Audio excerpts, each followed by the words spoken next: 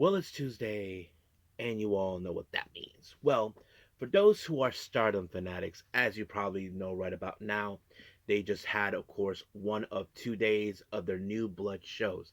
And of course, this one is number 28, called Anita First Anniversary Volume 6. The main event features, of course, the new blood tag team belts on the line. The Sakurada makes their first title defense against one of their own teammates, Yuna Mizumori, who she teams up with Ane Kanaya. So we'll see how that rolls up. And then, of course, we have NXT with three title matches. The Women's North American title in a three-way. We even have, of course, the TNA Knockouts World Tag Team belts on the line. And then, of course, the main event features the ladder match for the NXT Championship, which was vacant. But the real question is, who will become our brand new NXT champion? We'll just have to wait and see because it's gonna be carnage. But first things first, as you probably know, it's already a Tuesday. Well, Pro Wrestling Noah just had their much recent Monday Magic show, and this is, of course, third of the four episodes they normally do every certain time in the entire year. So we'll see how that rolls because it's going to be a lot of fun. We don't know who will be making their appearance, so let's see what happens. But of course, as always, we'll wrap up our episode as usual with some news updates to give you guys updates on what's been happening in the world of wrestling, such as what events the promotions are throwing out, who's booked, what matches are set, including developments that are happening in the world of wrestling as we speak. So, let's get ready for another episode of the Deleted Wrestle Zone.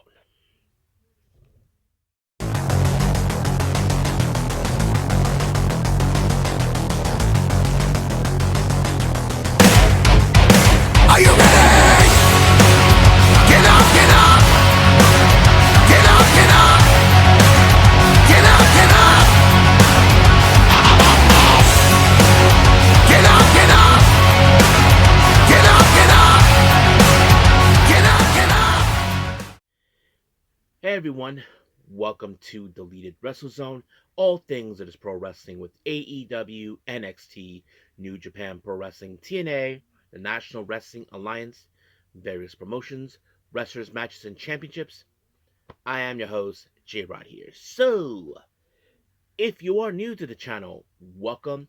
This is a channel we do a lot of pro wrestling reviews from various promotions, not only here in the United States, but also in Japan, Mexico, Canada, Europe, the UK. Anywhere pro wrestling is not as big, but it continues to grow. We also, of course, do discussion videos, talk about various topics such as the wrestlers themselves, the promotions, factions, storylines, whatever we want to talk about. We also, of course, do more news updates. If certain information is unable to be on this episode, we can either put it on the next one or on a separate video by itself. We also, of course, do real-time news updates to keep you guys on alert if something has happened in the world of wrestling that needs to be addressed ASAP. We also, of course, got the Unagi Sayaka Watch and various other cool wrestling content as well. So if you like what you see, please subscribe to us or click on that subscribe button. You'll be getting a lot of daily reviews and other cool wrestling content as well. But if you like this episode, please give us a like on the like button or a nice comment in the description down below. Now, enough of the jibber jabbers. Let's get to it. So, let's begin with Pro Wrestling Noah Monday Magic.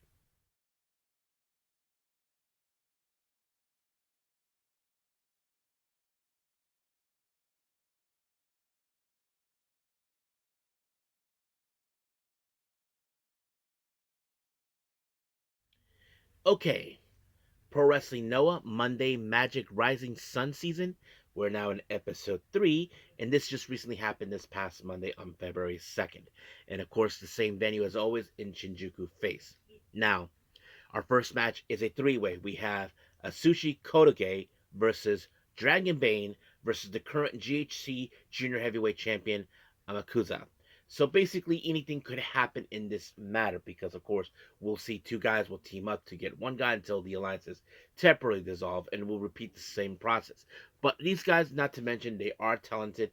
Former, of course, two of the other guys, of course, Kotoge and Dragon Bane, former GHC Junior Heavyweight Champions. You probably can guess how that's going to be. But, however, it was Amakaza who actually picked up the win when he applied, of course, the spiral tap onto Kotage, and just like that, 1, 2, 3, done. Our next match, we have singles action. We got a guy named Soda Pop, and I was not aware until who was actually walking with him down outside to the ring. Many of you may remember him, Sonny Ono. Yeah, the very same Sonny Ono, back from the CW when he was manager with, of course, Ultimo Dragon, Cat Williams, the cat, forgot his name is. But Steven, I don't know exactly who, but his opponent is a guy named Chase Emery. Now, I don't know who these guys are. They recently been bringing in international talent, but not to mention it was pretty good. I like the match. Not to mention, of course, Sonny getting involved in the match. Try to make sure to Soda Pop pick up the win, but unfortunately that did not happen because it was Emery with a pinfall, which is a good victory on his part. Just to let you guys know on that. Now, our next match. This is our three-way tag team match in a, of course, in the women's division, or should I say the Yoshis. Team number one, we have Sophia Sivian teaming up with Marie Malenko. Now, I'm not too familiarized with these two ladies. Then we have, of course, Dream Girl Alley teaming up with Zones. And then finally, we have Olivia Rose and the Great Sakuya teaming up. Now, obviously, we know what Great Sakuya is up to. We know that her goal is the GHC Women's Championship. And of course, I'm sure Zone would love nothing more to get a little payback for what she did to her by spitting out the green mist last week. But of course, that was going to be something interesting. But however, Sakuya was the one who picked up the win when she applied a moonsault on her, just like her dad. And just like that, of course, 1, 2, 3, it was over. However, during the post match, we did witness, of course, the arrival of Mayu Iwatani. Obviously, we all knew what this was about. I even mentioned this on a news update recently, where Mayu Iwatani will defend the GHC Women's Championship next week. So, and this is something I'm sure Sakuya has been looking forward to it. I'm sure many fans are definitely going to get behind this one because it's going to be very interesting because I don't think Mayu has any idea what she's getting herself into, but I think she has a pretty good idea, knowing too well this is not going to go very likely for anybody. Now, our next match is what they called a Magic Rumble match. Now, what I did not realize when I watched this, we had wrestlers from different parts of the world making their appearance, not only for representing Japan, but also each person from other countries. Let me pull up the something here real quick. Here it is. Okay, but here's who they had. Of course, Titus Alexander, Archie Cole representing Australia, uh, Nathan DeWint representing France, Rich Post Ayala representing Puerto Rico, um, Jacob Crane, I forgot who he represents, Ike Navarro, no, Jacob Crane, yeah, now I remember, he represents Poland, um, Ike, Ike Navarro, Spain, Hayata, obviously, Japan, and then, of course, Galeno del Mal, Mexico. So you probably can guess how that was going to be. But however, this was a Rumble match, so basically. But here's the thing.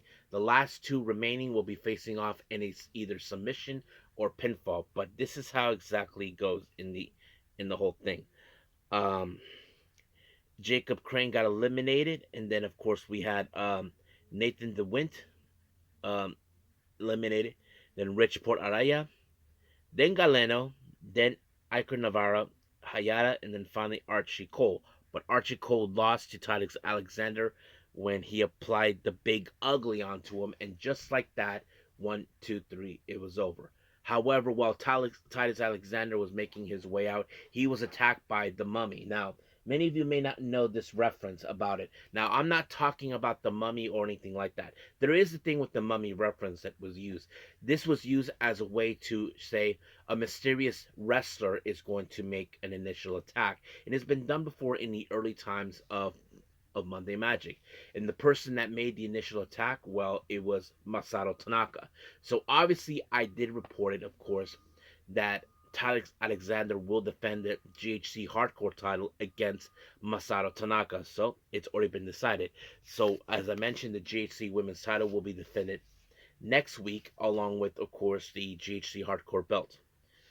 Now, jumping into our next match, which is the semi-main event, we have a six-man tag match. We have Hikaru Sato, Masaaki Mochizuki, and Daichi Hashimoto. They take on Keno, Naomichi Marufuji, and Masakatsu Funaki. And I thought this match was pretty good. I mean, not to mention Keno and Funaki were once members of Congo, which means diamond in Japanese, but they disbanded, of course. But I know that Keno and Marufuji have teamed up in the past, of course, and it's interesting to see them. But however, this match ended after a 20-minute time limit draw, so nobody won, nobody lost. So that really sucks, but that's how things end. Now, our main event, we have, of course, a guy named Izzy James. I don't even know who this guy is, but he had a hell of a match against, of course, Kaito Kiyomiya. And I thought it was a pretty good match, not going to lie. I mean, Kiyomiya is one of the definitely fan favorites in Noah. And he was able to pick up the win when he applied the Shining Wizard, which is a move that he inherited from, of course, Keiji Muto. So basically, you all know how that goes. So basically, he won in that fashion by using that move. One, two, three, done. So that's pretty much what happened in Monday Magic. Now remember, we have one more Monday Magic show taking place next week, and it will be the last one for at least quite a while until another Monday Magic season happens throughout this entire year. So I'll let you guys know when that will come back. But as of right now, let's move on with our next review, and that is, of course, Stardom.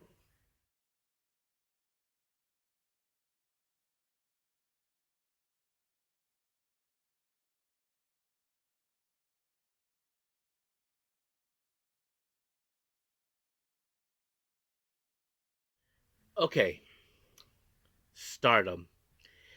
We have New Blood 28. This is called the Anita First Anniversary Volume 6, and this is just a recent show. Now, we begin with, of course, singles action. We have Kikyo Furuzawa taking on Hina.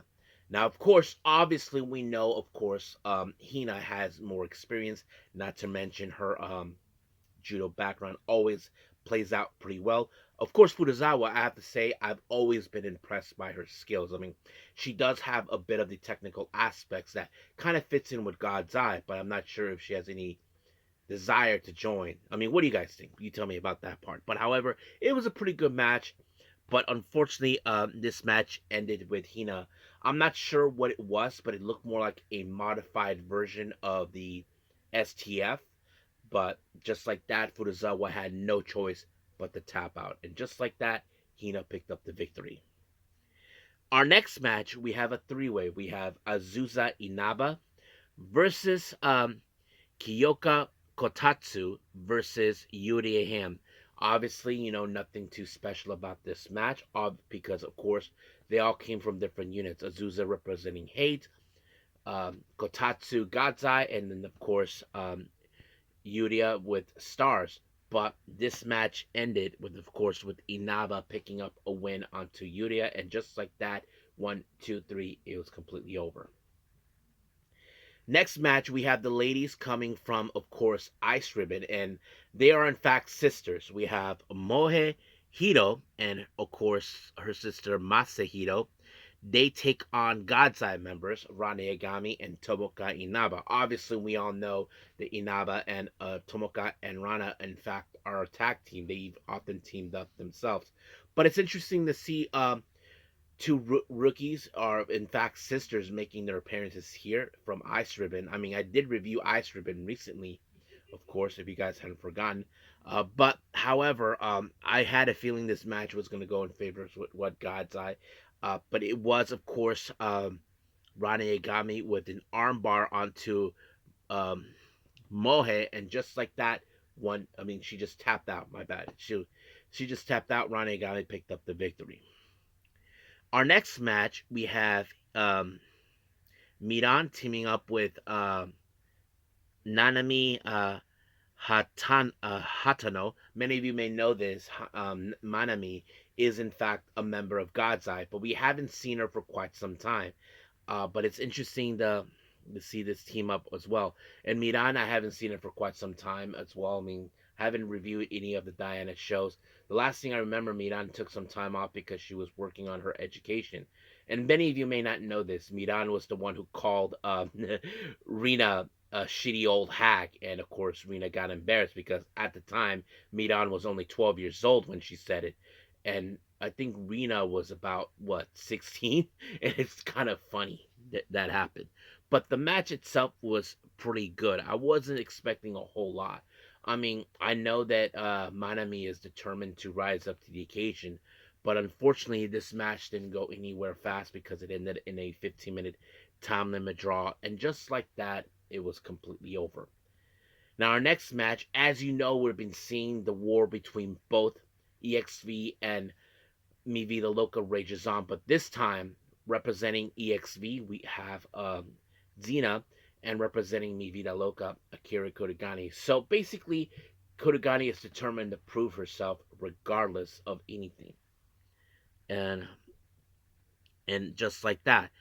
Um, but however, this match ended with Xena applying Thunderstruck, and of course, it ended just like that, 1, 2, 3. But however, Xena was telling Kuragani that she sucks because she's telling her that she is not the future of Stardom. She declares her own teammates, of course, Rianne and Hanako, who just recently had their match against the ladies from Diana, telling them that they are the true future of Stardom.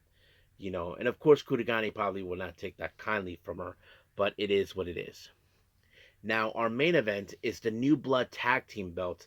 Ane Kanaya teams up with Yuna Mizumori. If many may not remember, Ane Kanaya's opponent, her debut opponent, was Yuna Mizumori, and it took place in Okinawa, where she's originally from, of course. But, however, this is, of course, the first time that Aya Sakura and Sayaka Kurara defend these belts for the first time. I was wondering who was going to be the first one to take a crack at them. They haven't defended them ever since they beat Hanako and Waka for these belts, and that kind of sets it up right there. And of course, obviously, we know that Yuna Mizumori has the better experience than than Sakura and Kurara, but we know she can apply a bit of the high speed standards. But of course, the weakest link in this match was none other than Kanaya, and it was in fact Sakura who picked up the win when she applied a German suplex, and just like that, 1, 2, 3, it was completely over. So, yeah, I have to say I enjoyed my time watching this show. It was pretty fun. I enjoyed, of course, the main event, and we'll see what happens. I think there is another show after this one of New Blood, but we'll see. But for right now, let's move on to our last and final review, NXT.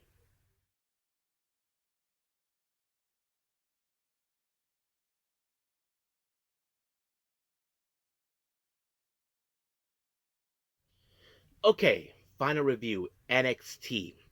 Now, as you all know, recently, last week, we were surprised with the announcement that Ava, who also goes by her real name, Simone Johnson, the daughter of The Rock, has announced that she, in fact, of course, has left WWE despite the fact that they offer her more, but she declined, and of course, it was a very not an easy decision. But the real question we ask ourselves: where do we go from here now that she's gone? I'm not going to deny that she did a hell of a job, as the general manager. However, it started out with Mr. Stone making his way to the office, and of course, he was greeted by Shawn Michaels, who's been running, of course, NXT, and he tells him that because of Ava's departure, and of course they need someone to step up, and he of course awarded Mr. Stone as the interim general manager. So basically, Mr. Stone is going to have to make decisions that would apparently he knows is not going to be that simple because it's something that of course Ava learned from none other than the one of the best general managers in NXT, William Regal. So we'll see how that rolls up from there. Now, our opening match, of course, starts out with the NXT Women's North American title. Izzy Dame defends it against two others, the former champion Thea Hale and of course Lola Vice. Now, obviously, in three ways, it's chaotic. Technically, Izzy Dame doesn't have to be, of course, pinned. But of course, Izzy Dame is not alone. She has the calling by her side, Sean Spears and Nico Vance. But there was a moment where we did see her a Hurricanrana move by Thea onto Nico Vance and all that. So it seems like things would have gone in either way. But unfortunately, Lola Vice past continues to haunt her. Out of nowhere, Kelani Jordan, who had her fair issues towards her, decided to attack her. And of course, there's no disqualifications in three ways. In three ways. So basically, Kalani Jordan took advantage of that and slammed her hand, which is the same hand she uses for the back fist, onto the ladder. And just like that, she walked away. Now, Thea Hale almost had this match won, but unfortunately, she ended up in the wrong side of a sit down powerbomb by Izzy Dame. And just like that, 1, 2, 3, she retained the belt. Now, we did see, of course, Ren Sinclair and Kendall Gray talking to Soruka about her experience in Riyadh at the Royal Rumble and all of this and that. But however, someone apparently, as you know, was not too happy with how things have been going recently. Of course, Zarya, who, of course, as you know, was not happy that she got the chance to go to Riyadh for the Royal Rumble and all that. But of course, Saruka said, "Look, I didn't ask for it. It was just offered it to me." And it's true that happens, but you can't control it. So you can see a bit of the rift that goes on between both Zarya and Zoruka has begun. Now, Kale Dixon, along with Uriah Connors, has been a little bit going down about how things have been going on lately with Chase U. But of course, Connors feels like he's getting frustrated with, of course, these opportunities slipping away. But however, someone who understands that kind of frustration, we're talking about Lexis King, Stacks, and Ariana Grace, said that one of them is going to be the one to walk out to join them onto their quest, whatever they're going to do anyway. Now, it's been a while since we've seen Tony D'Angelo step in the ring to talk to the fans. Well, he apparently said that this whole thing happened because of Dark State, that they kind of messed things up for him, ruined his life, and all that. And he said, but this is now the time about being selfish. And of course, he said that he is now on the quest to punish Dark State. But the real question is what exactly he is intending to do. We don't know. So that's going to be a very interesting matter to look into. Now, our next match, as you know, the Speed Tournament has begun to find a next competitor for Jasper Troy for the title. Uh, we have, of course, the French luchador Ilya Lafleur taking on Charlie Dempsey. Now, obviously, many of you might have thought in some capacity in this match that Charlie Dempsey was going to pick up the win because he does have some great technical abilities. But however, I was a bit of surprised that Ilya Lafleur was able to pick up the win, and just like that, 1, 2, 3, it was over.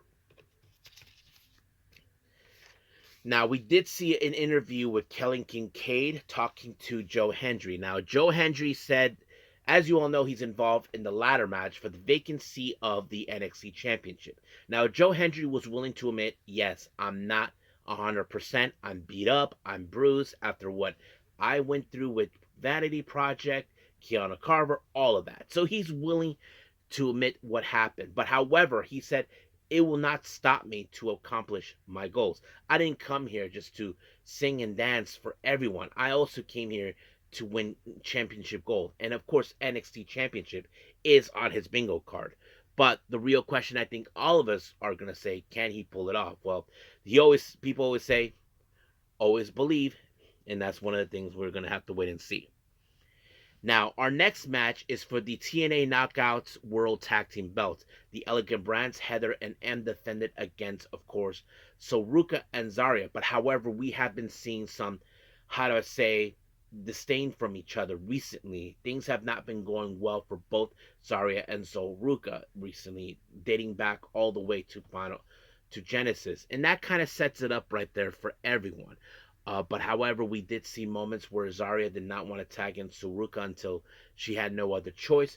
But however, Soruka made a huge mistake when she accidentally tried to apply the Soul Snatcher onto, I forgot who it was, but accidentally got Zarya in the process. And thanks to Ash and that Chihuahua, of course, getting involved. It cost them the match, giving, of course, the win to, of course, to the Elskin Browns, and just like that, they retained the tag belts. And I failed to mention this, that Daria Ray, the assistant to Santino, was right there watching. So we'll see how things roll from there. Now, Ethan Page, as you know, is good friends with the Vanity Project. Well, of course, he told them that, you guys did what you did was good, just to take out Hendricks and all that of Hendry. But of course, they asked him, "What about Miles Bourne?" So he thinks that Miles Bourne is not going to do a damn thing. Well, we haven't seen anything yet, but sooner or later, that's going to happen. Now, right before the show, there was a clip where you saw Jada Parker was greeting fans during merch until she was brutally attacked by Blake Monroe. So you can tell that this feud has taken it to new heights and intensity that you wouldn't possibly imagine. So we'll see how that goes.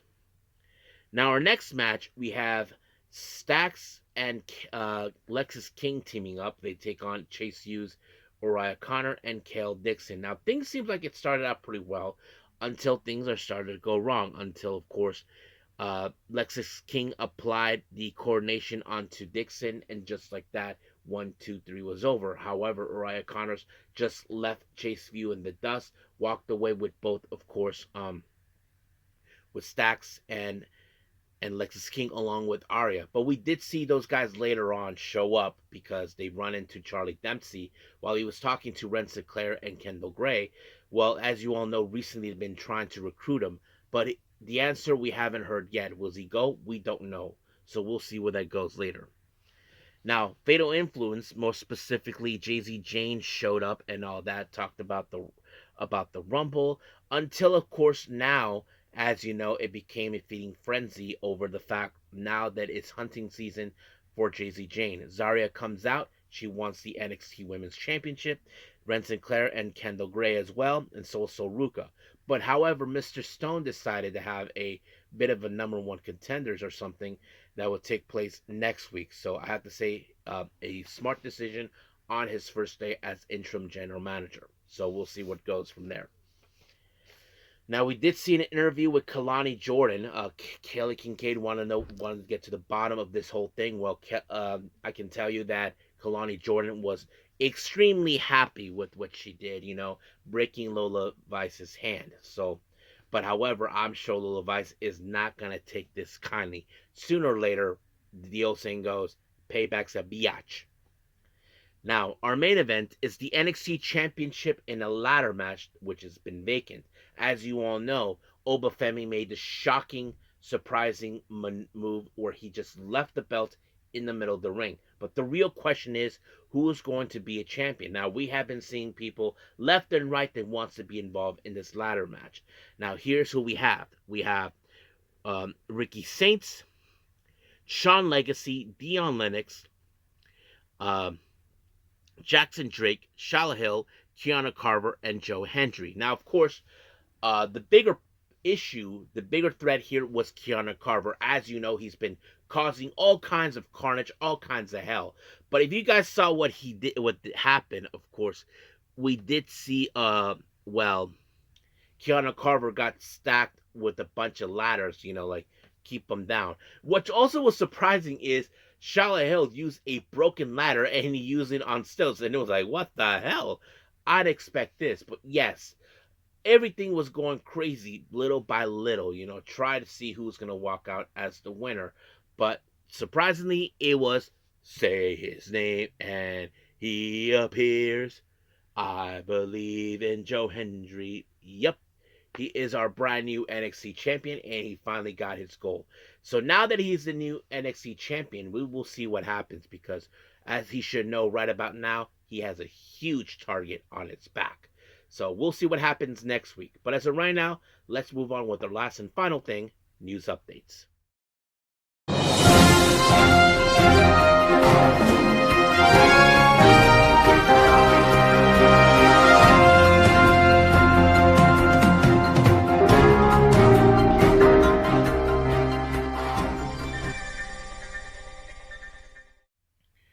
Okay, so welcome to our news update. So let's begin, as always, with upcoming events, starting with the GCW stuff.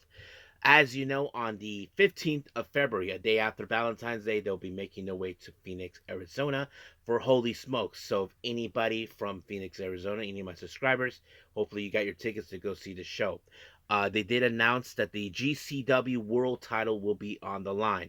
Atticus Cogar will defend the championship against Sam Stackhouse. And then, of course, they'll be making a month later of course, on March 8th, they'll be making their way to Louisville, Kentucky. So, any of my subscribers for Louisville, Kentucky got their tickets to go see them.